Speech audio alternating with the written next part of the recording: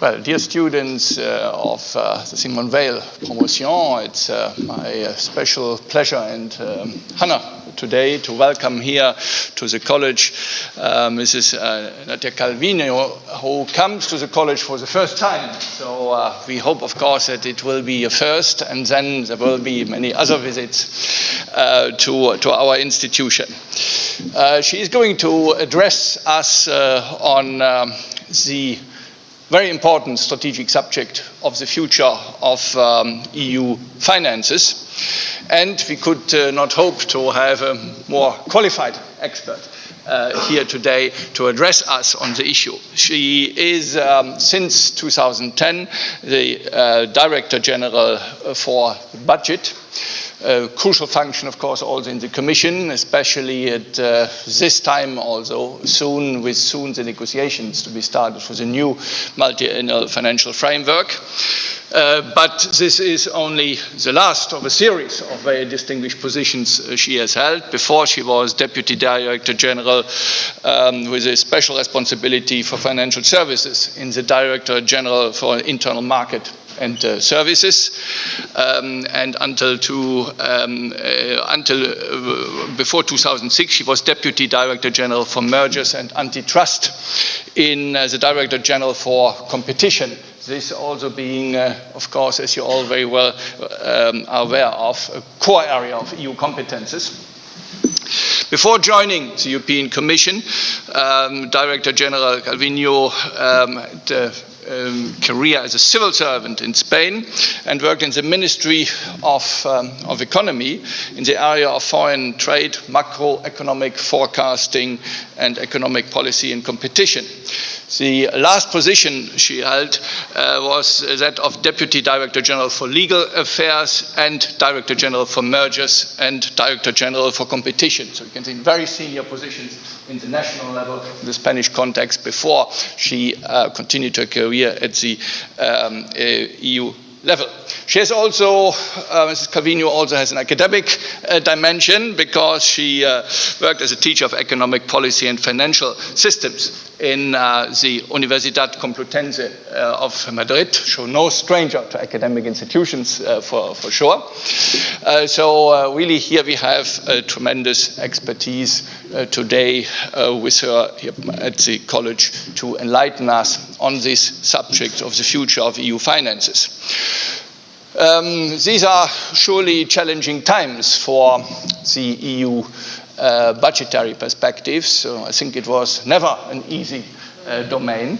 But we have, of course, the implications of Brexit, which we just discussed over lunch, of course, cast a certain shadow also over the medium and longer term perspectives. But also we know from the last negotiations regarding the financial framework that there are always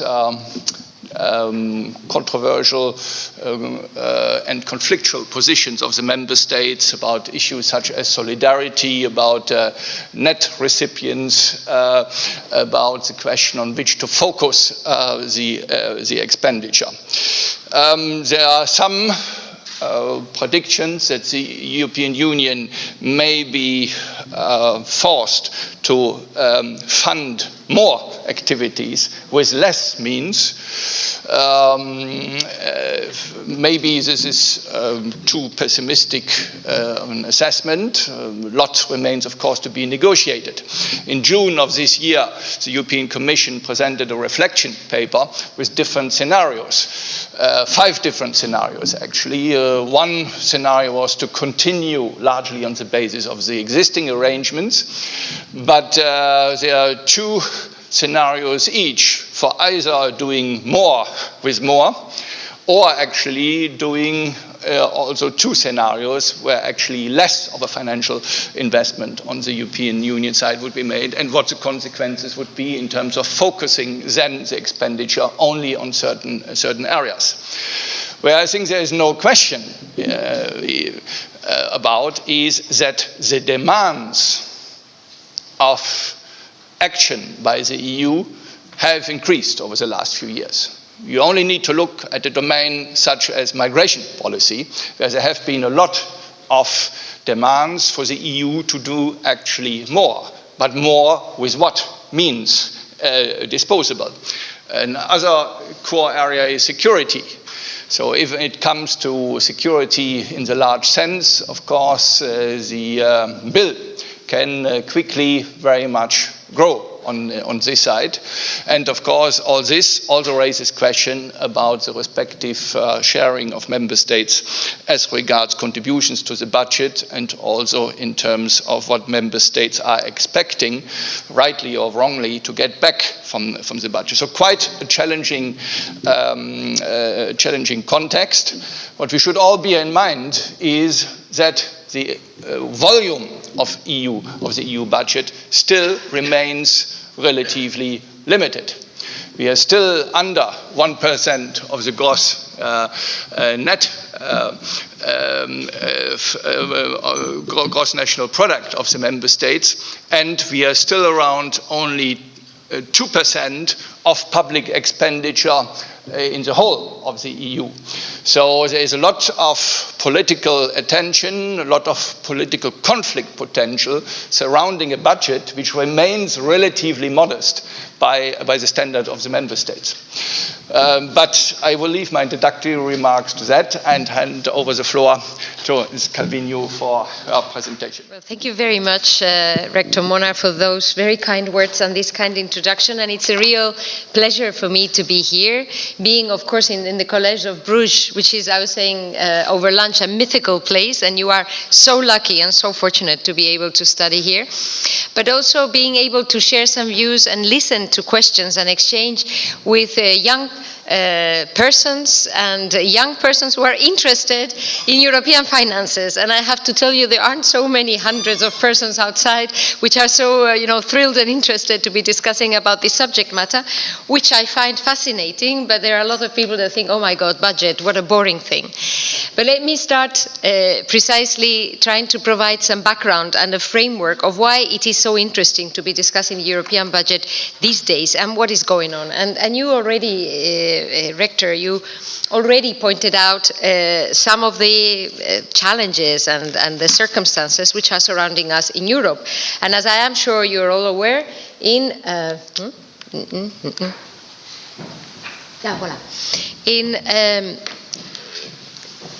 right now, in this year, we are immersed in a number of important debates which have been framed from the perspective of the Commission by what we call the white paper process. This process which was launched by President Juncker in the celebrations of the 60th anniversary of the communities, where he said, I want to put the ball on the roof of the leaders of Europe to decide, what do you want? What future do you want for the EU 27 after Brexit will have materialized? What is our vision for 2025 and beyond? And in order to frame and to stimulate this debate, we published a white paper, which was followed by different reflection papers on specific policy areas. There was a reflection paper on the social dimension of Europe, on globalization, on how to deepen the economic and monetary union, on the future of defense, and the last one was on the future of European finances, which is already a very important symbol, because at the end of the day, one has to put the money where the mouth is.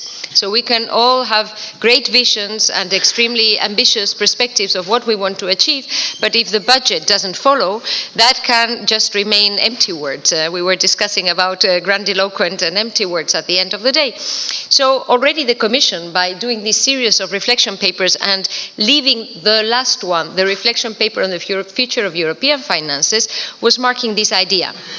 We want to be coherent. We want to design a future which is then matched by the financial means that are going to be responding to this. And why has this process been launched? Because, as we all know, the European Union is currently going through a very challenging time. And there are four important drivers of the future of Europe, as I was saying, to 2025 and beyond. First, a changing place in a globalizing and evolving world, a profoundly transformed economy and society, heightened threats and concerns about security and borders, and a questioning of trust and legitimacy, issues that you have already flagged and which I will go very, very fast through, because I know that this is the bread and butter of your studies and your work here. Oh, I keep going the wrong way. Yeah. So, a changing place in an evolving world. The data are there to consult. The white paper and the reflection papers have been published, but it is still sobering to realize that economic power of the Union will wane from around 26% of the world's GDP in 2004 to less than 20% in 2030. When we look at population, which until now has been an important symbol of strength, of economic and potential growth in the future, in 1900, Europe accounted for 25% of the world's population. In 2060, it is estimated that we will represent 4% of the world population. So the world is changing, and our role in the world is changing. And this coincides with a profound transformation of the economy and society. Part of it is led by the inheritance, the bad inheritance, the legacy of the economic crisis. And the economy is doing better, but we should not ignore that there's a very high level of unemployment, in particular youth unemployment, in some of our member states. And there is a part of our population which still feels that they have been left behind and they cannot participate of the good elements of growth and development and welfare. Europe will be the oldest region in the world by 2030. The digitalization of society is imposing very significant changes in the way we live, which we all feel in our lives, and the way the industry works. And we have to face very significant challenges going forward, like adjusting and trying to stop climate change as far as we can. Heightened threats and concerns about security and border control, which have become only too prominent in the last 2 to 3 years. And all of this has led to an intense questioning of trust and legitimacy. A questioning, first of all, of national governments, but of course the Union cannot be left aside of this kind of political questioning. Citizens say, I am left behind, nobody cares about me, my government doesn't represent me, and the Union is very far. In a number of our member states, the EU institutions still are perceived with a higher rating than the national institutions, but the worsening of the appreciation of politics generally affects, of course, the European institutions also, Brexit being the most notable extreme example of these, but also the tensions that we're seeing in some of the regions and at national level inside the Union these days.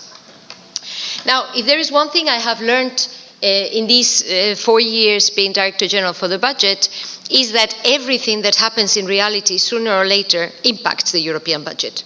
So when there is a conference to deal with poverty in Afghanistan, we in the DG, we sit down and say, okay, when is the bill coming? No? But also when there's a problem with the refugees in Greece, or when there is a discussion about the future of European defense, the budget is a good reflection of priorities. It's a good reflection of what's going on in the world. And that's why all these challenges are also impacting the European budget. So it's only logical that we start now a reflection about the future of the European budget. And we need to start on the basis of what we have. And as Rector Monar was saying, the European budget is actually relatively small. Everything is relative. It's around 150 billion a year. I keep telling everybody, well, you can do a lot of things when 150 billion a year. But it is still 1%, around 1% of European GDP. It has been going down, actually, in the successive multi-annual financial frameworks. The percentage in terms of GDP has been going down, and we are now slightly below that 1% magical number. It represents around 2% of public expenditure, calculated as around 50% of European GDP. Nevertheless, it's 150 billion. We have to reflect on what the European budget should be used for. What are those areas where there is more European value added? What can we do at European level that we cannot do at national level? And how can we maximize the impact of this expenditure at European level? The current European budget is spent has evolved throughout time. We will see it in the next slide, but continues to be very heavily spending on two main European policies. The agriculture policy, that's the green part of the pie chart, and the blue-greenish part, which is cohesion policy. They still represent around 75% of the expenditure by the European budget. I like to use this slide because there's still a lot of people that think, 150 billion, that's very expensive in translations and interpretation and bureaucracy in Brussels. It's always good to clarify that actually administration only represents around 6% of the expenditure, which is coming as no surprise, whereas at national level, administration may represent, 70, 80% of expenditure. We don't provide public services. We don't provide health. We don't provide security. We don't provide education. So administration is a relatively small share of a relatively investment-oriented budget. In the last years, there's been a growth of the part which we call competitiveness for growth and jobs, smart growth, programs such as Horizon 2020 for research, Erasmus+. I am sure that these two names are very familiar in a place such as the university. Programs such as the Connecting Europe facility for large infrastructures, but also the satellites of Galileo, etc. And that is the part which is in blue. And then there is around 6% of global Europe, so the whole of the foreign policy at European level, and only 2% for security and citizenship. So we have increased very significantly the part which goes to deal with migration in the last 3 years by redeployments inside the European budget, but it still represents a very minimal part of the expenditure that we do at central level. Throughout time, as I was already indicating, the relative size of the different chapters of expenditure has evolved. And so what we see is that from the first European policy, agriculture, the share has been decreasing throughout the successive multi-annual financial frameworks. Cohesion policy, after the large push of the enlargements in the early 2000s, has relatively stabilized, and the share of the other programs has increased, nevertheless being still relatively small. And the other area which has changed throughout time is the funding side, the revenue side of the European budget. From the origins with the European Steel and Coal Community, which was funded through contributions from the industry, then we had the traditional own resources, so the customs duties. As the community was enlarged, customs duties have been going down. Moreover, international negotiations have brought down tariffs, and therefore now around more than 80% of the revenues come from a percentage of contributions of the national budgets. So the European budget has been evolving throughout time, but the fundamental question that we need to pose outside ourselves now and always is, what is the European budget for? By pooling resources at European level, we can achieve more than acting separately. This is a very important message. I was discussing during lunch, how important this is to be borne in mind, because many times when there's a discussion about a budget at national level, at any level, but at European level, it's very noteworthy. Then the leaders of the different countries come back to their constituencies and say, hey, I won because I got this money. Or I won, the budget is smaller. I will pay less, proportionately into the budget. But we need to remember that there is a value added of putting the money together, because we can achieve things that we couldn't if we didn't put it together. And there are very many examples which make this obvious. These days, the Galileo system of satellites, which has started to provide services, is the most noteworthy example of that, but also the high-performance computing, but also the large infrastructures that couldn't be done if we don't do them together. But also cohesion policy and the common agricultural policy provide European value added. By putting the money together, we can multiply the impact on the ground. Otherwise, what's the point of having a common European budget? I have to remind everybody about this, because this sort of approach of zero-sum game, in order for Poland to win, Germany has to lose, or vice versa, is just not reflecting what the European Union is all about, and in particular the European budget. And the whole exercise that we're trying to conduct is to think, okay, which are the parts of the budget that provide a higher European value added, and which may be lower, in order to see what percentage of those activities should be fully funded by the European budget and which part should be co-financed with the national budgets. All activities may be interesting to develop, but maybe they are not efficiently funded at the European budget. It's better to do them at the national level.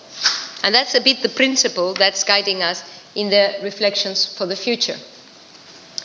Now, moving in the second part of my presentation, more specifically on the future of European finances, there are two main challenges that we're facing in terms of the European budget for the future, which are totally in line with the general challenges of the Union, as I said. First challenge, Brexit.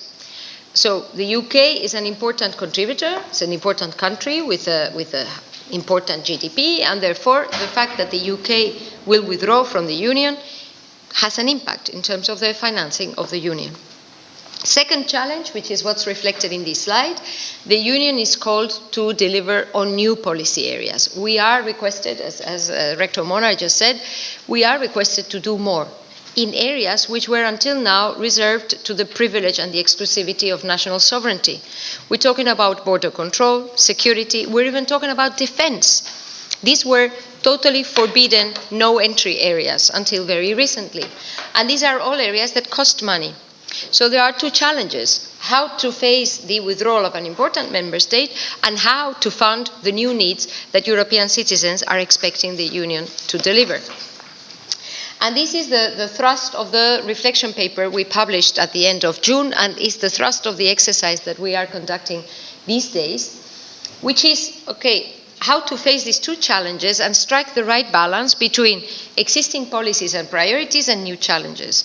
Between stability, it's very good that there's a European budget for 7 years that provides a floor to investment. Actually, in many member states, if there has been any public investment throughout the crisis, it's been thanks to the structural funds of the European Union, which represent a very significant percentage of the national GDP of a number of countries and of public investment in many of them. So it's good to have stability, but we also need flexibility to respond to new needs. For example, the migration crisis, we needed to activate very fast money to respond to new needs. How to support national priorities but focus on the provision of European public goods. How to ensure that the procedures are correct but that we increasingly focus on results, that we don't only succeed because the money was spent, but because we achieve things on the ground. Should we continue to use mostly grants, or should we move to an extended use of financial instruments like guarantees or loans, as is the Juncker plan, which I'm sure you're all familiar with? Should we continue to have so many areas of activities and different instruments, or try to focus on fewer strategic priorities with a limited number of instruments? And in the reflection paper, we have put a number of ambitious ideas and revolutionary ideas, all within the revolutionary nature of the institutions. We are not going to, but there are some quite daring ideas in there on how we could make the budget more agile, more flexible, how to deeply reform the common agricultural policy, cohesion policy, in order to establish a new structure of the budget and to work on the basis of new parameters more adjusted to the needs of the future. We also have put forward some ideas on new own resources, noticing that the relevance of customs duties will not increase in the future. Actually, the tendency is towards the reduction of tariffs and enlargement of the Union, hopefully. Let's try to see if there are new sources of revenues which are linked to European policies, for example, in the area of environmental protection, which would make sense to be new own resources of the Union and not to be just national taxes. And at the end of the reflection paper, we had indeed the most sexy page of the whole reflection paper, which is the 5 scenarios that you were referring to, Jörg, which was, okay, President Juncker has thrown in the glove in saying 5 main scenarios. And what we tried to do in the reflection paper is, okay, what would this look like in terms of the budget? But I would really urge you not to be fixated with these. These are just examples. It's a basis for reflection. I don't think that anybody is expecting, A5. We're going to be there, No, this is just, it was a reflection paper, and the aim was to launch this reflection with the main stakeholders and interlocutors. We launched the paper end of June, so what's next? Well, the first thing that's going on is that we are embarked in a very serious exercise of listening.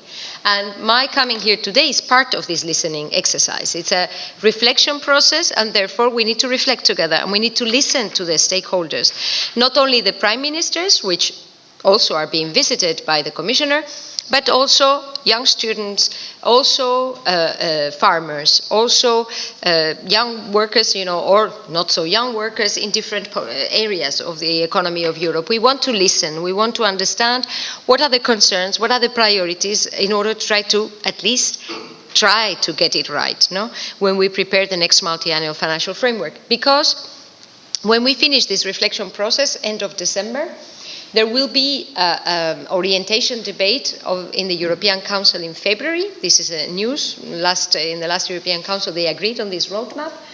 And then the Commission, next May, will put forward a proposal for the next multi-annual financial framework, which, dear friends, I have to tell you, is quite challenging because we have to put forward in May 2018 a financial framework which needs to be fit for 2021 and beyond.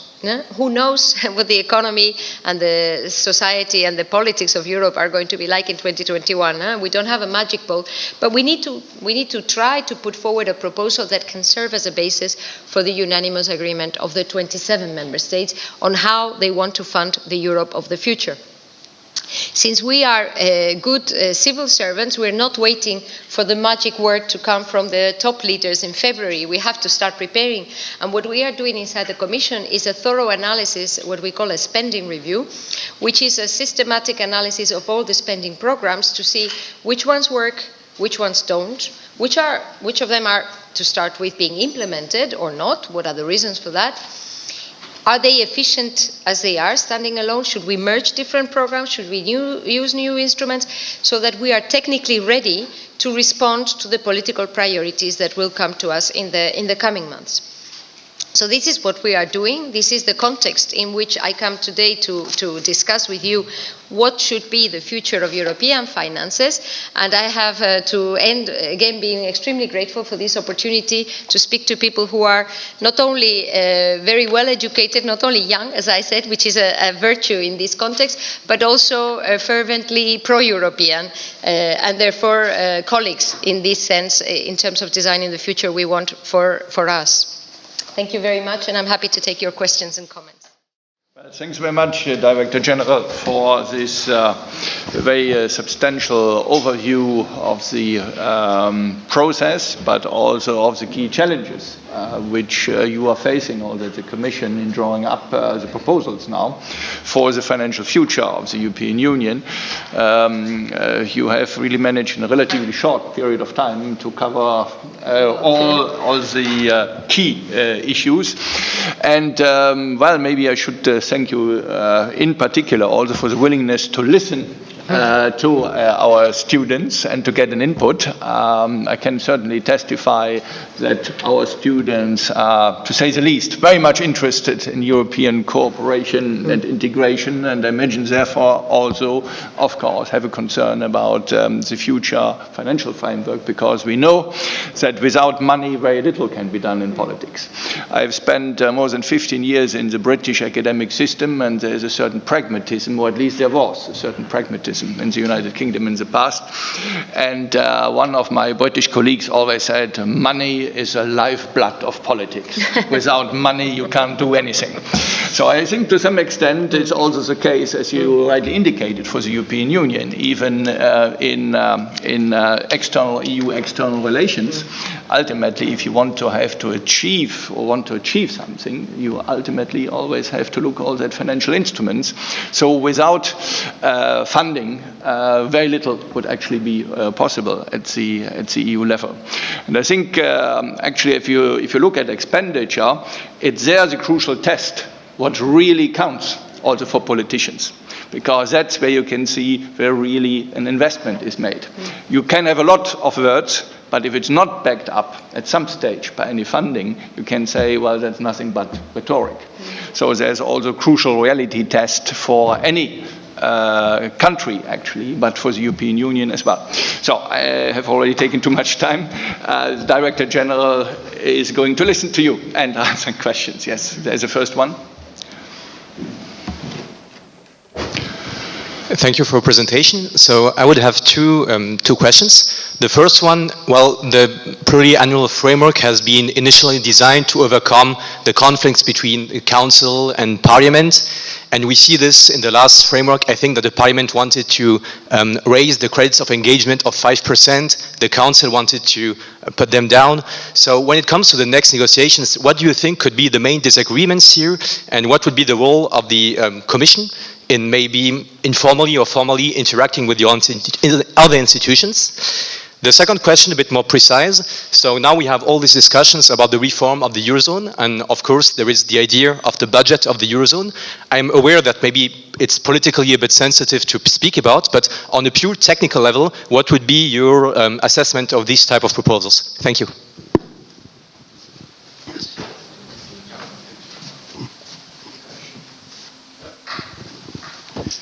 Thank you again for your presentation. If we look at recent developments in European integration, a lot has taken the form that more is done on the European level without necessarily more spending on the European level, for instance by creating European agencies or insurance mechanisms on the European level. So to which extent do you think that the development of the European budget will be linked to the future scope of European Union activities?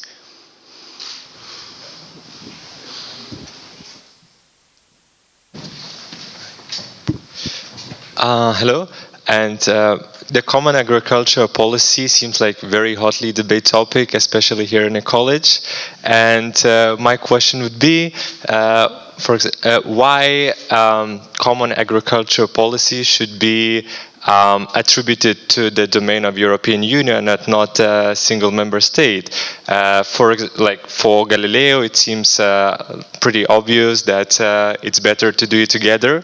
But what would your take be on common agriculture policy in here?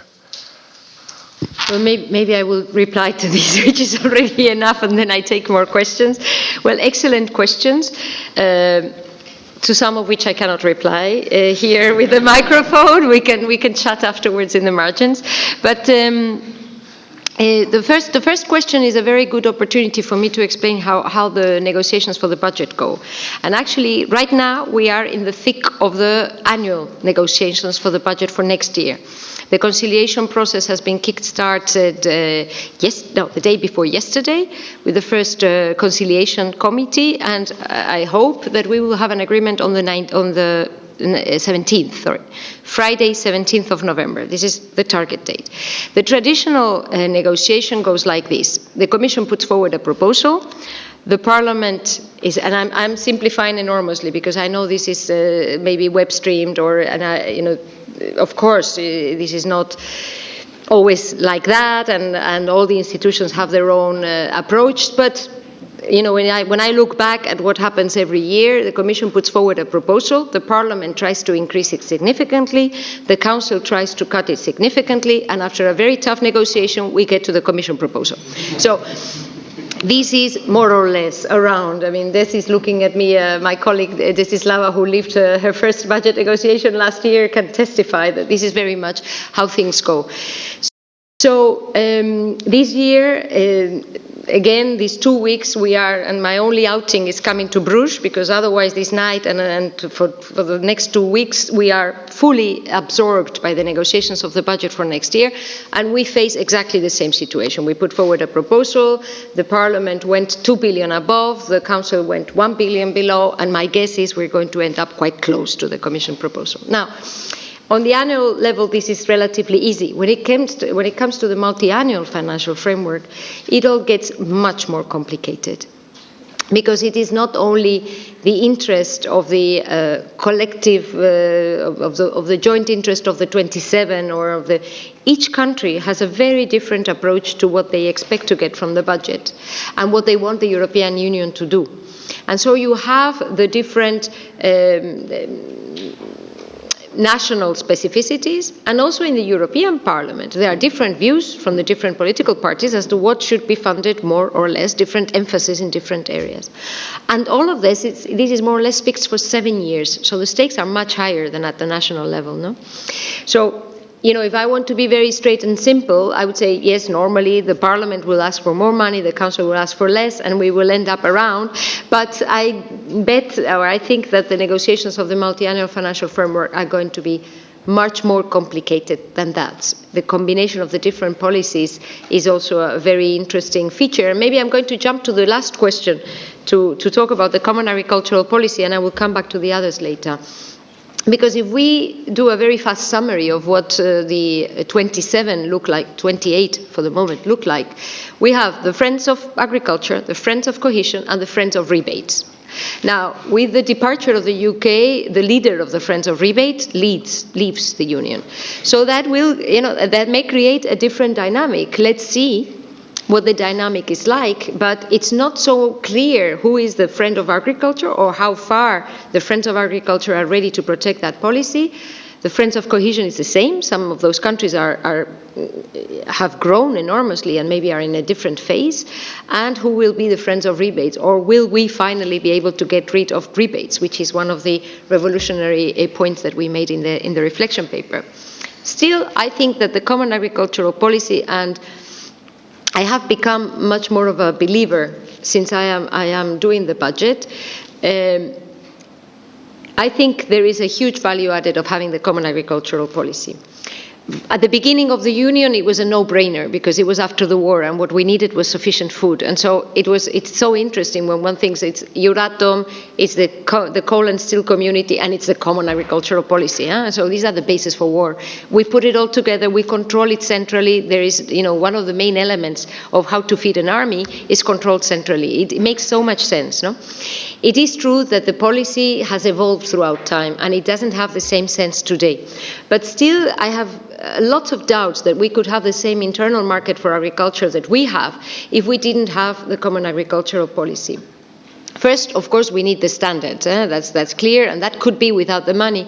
But the money is a very strong incentive to make sure that those standards are protected and prevailed. No? The second key element of and key advantage of the Common Agricultural Policy is this alignment, convergence of the minimum revenues of farmers throughout the Union, which is an important element of political stability, which we should not neglect. The importance of the agriculture sector should not be just measured by the contribution to GDP. And then finally, there are new needs and new priorities of the Common Agricultural Policy. I am sure in this audience, if I talk about safe and healthy food, we all think this is a top priority, don't we? If we talk about environmental protection and landscape protection, we all think this is a top priority. So that this should feature as a very important policy, it's for sure. Now, my question would it be cheaper if we do 28 agricultural policies? Because every country has an agriculture policy. So when you put it all together, I think there still is a plus coming from having a common agricultural policy. But we need to make sure that it adjusts to the new needs and that it is as efficient as possible, of course, in its implementation. And that's why we are actually having a very serious discussion inside the Commission on how to make sure that the next generation of programs is responding much more to these new needs, new priorities, which fit more with the future of Europe.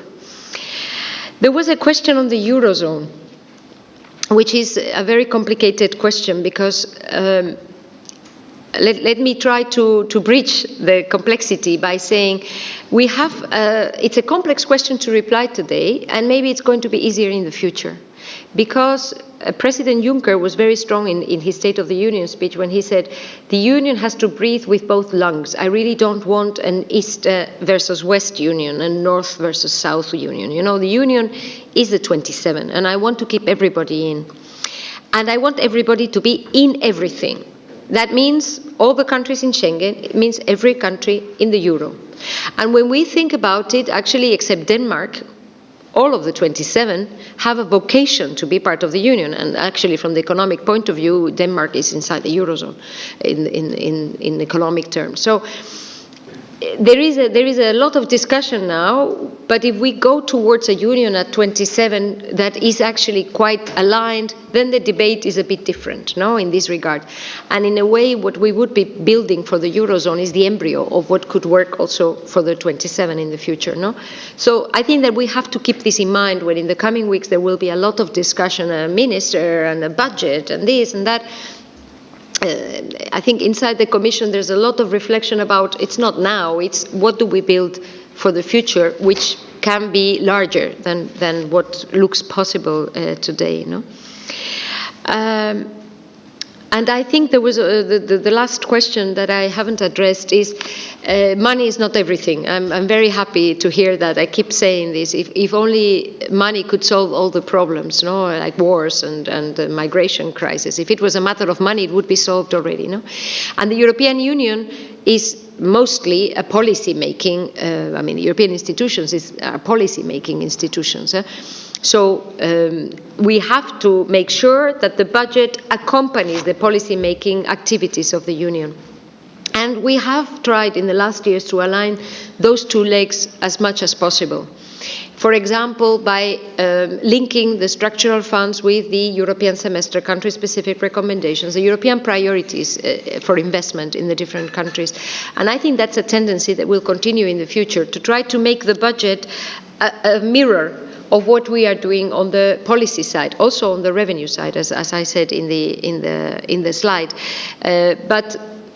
So the budget is not leading; it's accompanying, as you were very rightly saying, Rector. The budget is just a reflection, has to respond to the political priorities, and policy making is undoubtedly the main instrument that we have in most of the areas. But in some, like when we are talking about large investment and cross-border investment and large infrastructures, the budget is the main instrument that we have to act. There's one question right there. Good afternoon, and thank you for being here. I would like to go back to the agricultural policy. I know that it's kind of boring, but it's kind of this issue as well. I think that nobody here is against the agricultural policy per se. What is criticized is the amount of money that is put on it, especially if we consider the other fields that the citizens are expecting the Union to act on. You mentioned security and defense. I would also like to add research and innovation to this. To me, it's fundamental that we take care of it at a union level with a collaboration between universities and research centers. And maybe I'm saying this because I'm in university myself, but I think that if we want to make a bet on the future of the EU, it's, maybe more, it is time to think about this even more than agriculture. So the question is there really, I don't know, a sort of proportionality in this budget given to agriculture compared to other fields that it could be, given to? Thank you.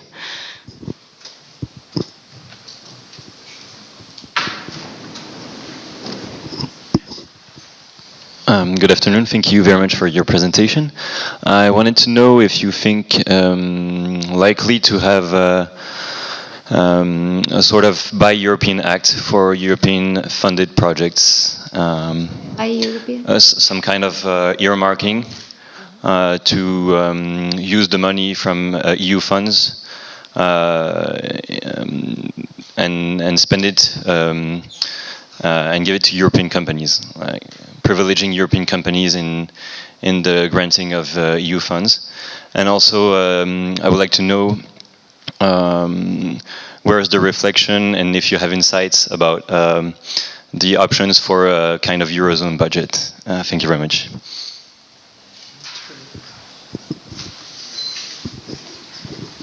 Okay. Hello. Thank you for the presentation. Have one question and one additional question to extension to the Alice. The first one, how do you think when we invest and European Union invest in green energy and etc., it impacts the economic of the countries? So basically it impacts the revenue that European Union will get in the future because of this money. And what is the balance here? How not invest too much and then, for example, reduce the amount of money coming to the European Union so big that European Union won't be able to operate with this finance? And the second question about education also, how do you think should we invest more in education and research R&D instead of, for example, military sector or not, and what is the balance here? Thank you. Okay, well,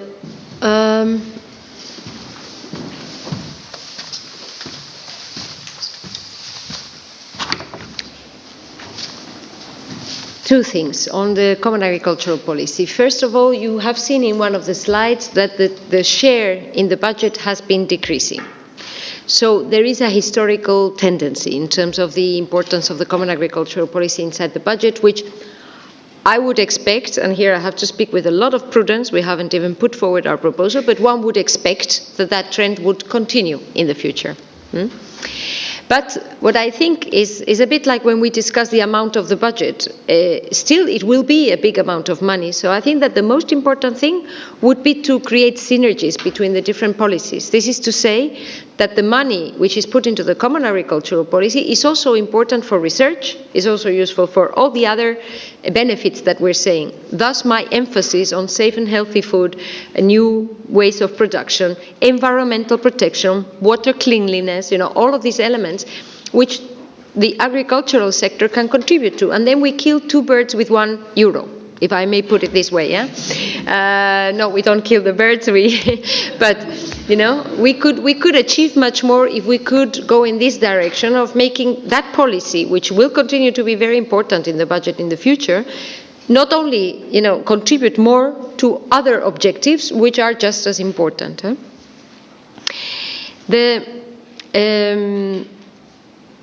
And I think that would be my second comment, is that politically, as I explained before, Friends of Agriculture, Friends of Cohesion, Friends of Rebates, etc., I don't think it would be wise to say, we need more money for defense, so let's cut agriculture, because you end up creating this kind of tensions that President Juncker is trying to avoid. What we want is a budget that responds to the priorities of everybody, not to put some countries' priorities against other countries' priorities, to find that common denominator that gives us financial peace. The multi-annual financial framework is the financial peace of the Union, in a way. That's why it's such a delicate balance and difficult to reach.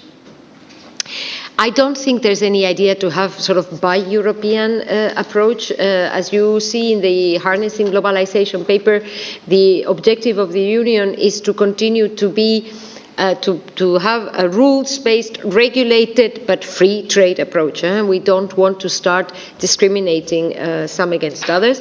At the same time, when it comes to the beneficiaries of the funding of the EU, it is mostly European companies, of course. I mean, in order to be a beneficiary, it depends on the program. Some programs are only for European companies. Others can be open to others, for example, Horizon 2020, depending on the agreements which exist with the other countries, or Erasmus. But normally the beneficiaries are European companies, farmers, persons, etc. I mean, on the Eurozone, I really cannot be more precise. You know that the Commission is working on some ideas. There may be proposals in the coming weeks. I know that the Eurogroup is also working on some ideas. Yesterday there was the first discussion in the Eurogroup, but it didn't lead to anything. So between now and the end of the year, there should be something, some guidelines or a roadmap coming out. I would say, from the perspective of the Commission, the starting point is the reflection paper on deepening the European and the Economic and Monetary Union. So that is the safest sort of reference when one wants to know what is the basis for our thinking. You know? And I can only endorse your emphasis on education. I think that education is the key to our future. No doubt about it. Of course, 95% of the competences are national, so it will depend. I mean, the Union supports, but it's a national competence, education. Still, I think that area, not so much education as such, but human capital, human skills, I mean, skill development, human skills, skill development, is going to be at the heart of the next multi-annual financial framework, and therefore that all our instruments, the European Social Fund, Erasmus, all that exists, which has to do with that, will be geared and trying to focus as much as possible in this area. But I don't think, again, that we have to think either education or defense, because both will probably be important in the future. So we will have to, remember my slide, strike the right balance between traditional priorities, new priorities, and all the different policy areas. You're still willing to take more? Yes, of course. What time? Yes, we have 10 minutes, maybe, I think. No, 10 minutes? And then we leave here. Stephanie. There's one gentleman there. Maybe a question regarding EU resources. What is the most likely EU taxes to emerge in the coming years? I know we talk about like corporate taxes or Tobin taxes, but what is your insight in the coming EU taxes?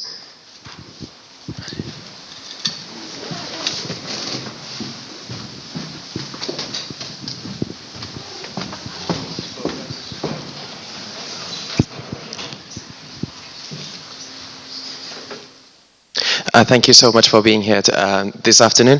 I would be interested to hear about aspects that are not part of the EU budget. For example, with the development policy, we have the European Development Fund, and as we know, the Lisbon Treaty requires, there's an emphasis on policy coherence.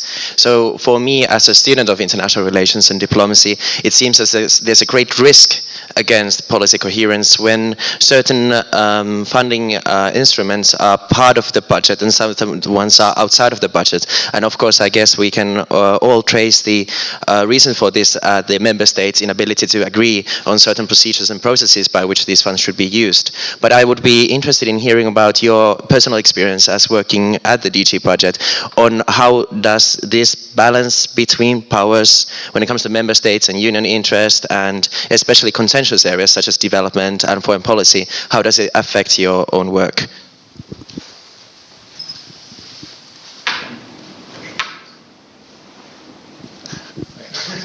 He was going to, yeah. Sorry. Thank you once again for being here. I have two different questions. One is a follow-up on the own resources. The high-level working group chaired by Monti has recently submitted its report. I wanted to know whether you had any comments on the different proposals that had been made in that report, and whether they will be channeled into your discussion regarding the multi-annual financial framework. The second is about how several directorates general of the Commission have a tendency, or try to the best of their abilities, channel operational budgets and use them instead of the administrative one because of the lack of resources that some of the DGs have. For instance, some of the directorates general do not have sufficient resources or sufficient personnel in order to conduct all the activities that they need to do to check external projects which are funded by the EU, and therefore contract out, for instance, the auditing of certain projects to private firms. And I was wondering, it's perhaps going counter to the general idea of the administrative budget is too small. To what extent should we actually need to increase it in order to be able to have public servants, officials, carrying out certain functions which are linked to the use of public money, rather than needing to contract it out to private firms to do it?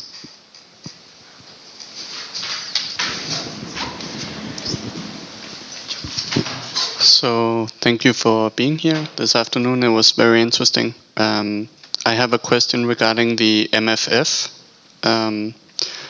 So seen from my point of view, but I'm not an expert, when Britain is leaving the European Union, there will be a reduction of contributions to the budget, which would either result in a reduction in the overall size of the budget or increased contributions from the other member states.